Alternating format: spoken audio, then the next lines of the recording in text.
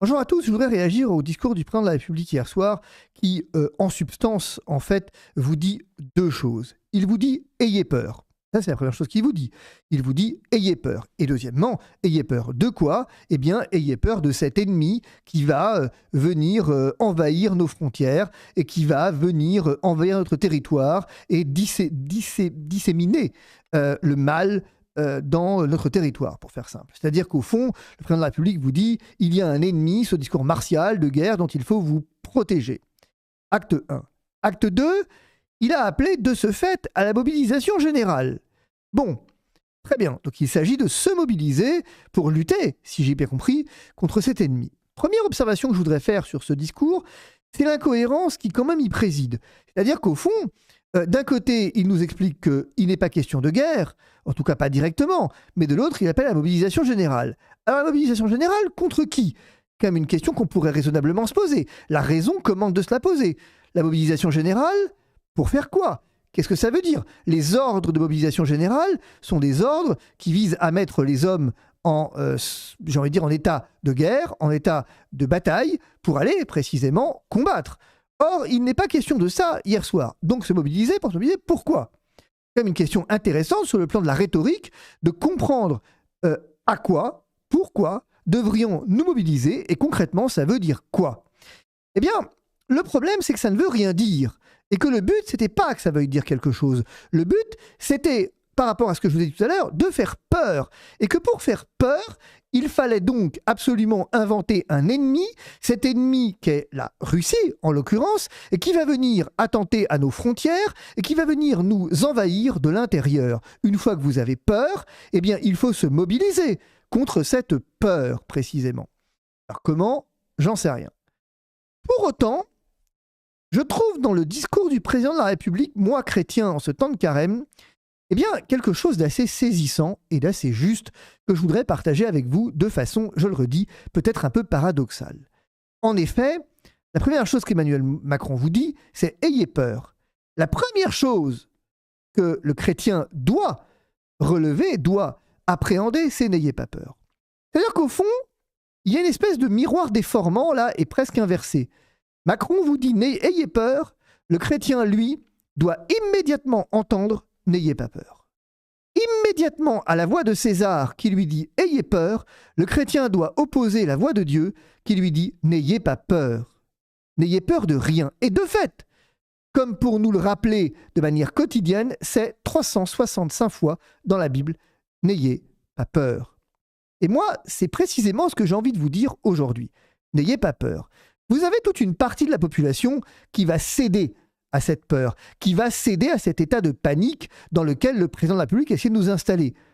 Ça, c'est le propre de la tentation, d'essayer effectivement finalement de nous faire peur pour abolir notre raison, notre discernement et fondamentalement nous laisser happer, nous laisser presque saisir, j'ai envie de dire, et nous laisser déborder. Le chrétien est celui qui, lui, sait toujours prendre le recul nécessaire face à César et est capable d'entendre « n'ayez pas peur ». Alors, j'ai envie de vous le redire, n'ayez pas peur. Ça, c'est le premier point. Mais il y a un deuxième point.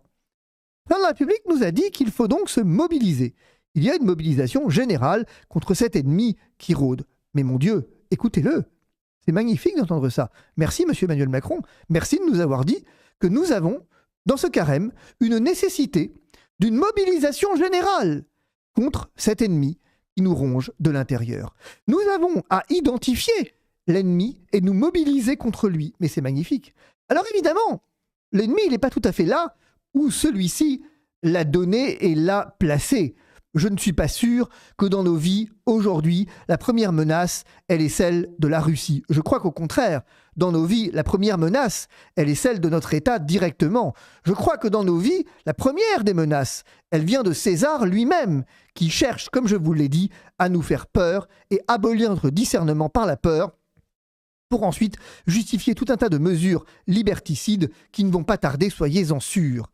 De sorte que nous pourrions répondre à cet appel de la mobilisation générale en venant nous mobiliser, en écoutant plus ce qu'il dit. Je crois qu'il y a vraiment une nécessité dans ce carême de cesser, de faire taire en fait toutes les sirènes de la peur. que à chaque fois, depuis 2020, depuis 2021, on joue sur la même logique et le même paradigme qui est celui de nous faire peur pour nous pousser à agir. Lorsque Emmanuel Macron prend la parole en 2021 pour faire peur, les gens se précipitent dans les centres de vaccination. Ensuite, ils se précipitent les uns contre les autres à force de division. Et aujourd'hui, c'est le même phénomène. Il en appelle à une division avec une mobilisation générale, de telle sorte que celui qui ne se mobiliserait pas, comme je le fais aujourd'hui, en vous encourageant à une autre forme de mobilisation, sera ennemi bientôt de la France. Et donc une mise à l'écart et une mise au banc. Eh bien, chers amis, j'ai envie de vous dire, dont acte. Acceptez cette idée qu'il faille se mobiliser, évidemment, contre le mal, mobiliser contre l'ennemi. Sauf que cet ennemi prend souvent des allures inattendues et séduisantes, comme celle d'un président de la République qui fait de grands discours martiaux pour effectivement mieux nous contrôler ensuite. Soyons clairs et soyons directs. Nous avons à nous mobiliser contre tous ceux qui sont des artisans de peur.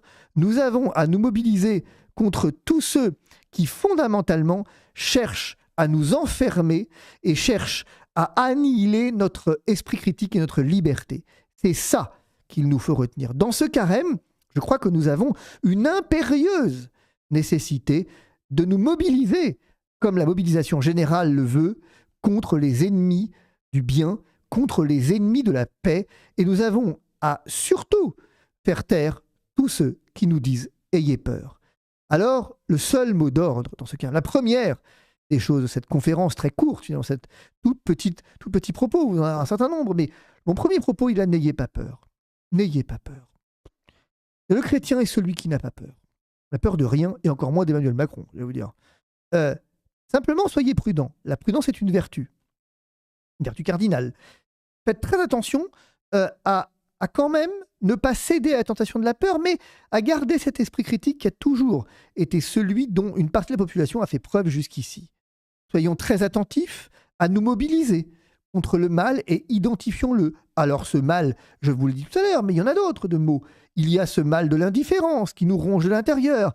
Il y a ce mal de l'égoïsme qui nous ronge de l'intérieur. Il y a ce mal de la peur, je vous l'ai dit. Il y a tant de mots intérieurs contre lesquels il nous faut nous mobiliser que le choix est vaste. Et peut-être que ces 40 jours de carême peuvent être une invitation à les identifier, ces mots, pour précisément nous mobiliser contre eux. Mais en tout cas, par 365 fois dans la Bible, il nous est dit « N'ayez pas peur, ça ne fera jamais que 367 ou 368, vu le nombre de fois, je vous l'ai dit tout à l'heure. »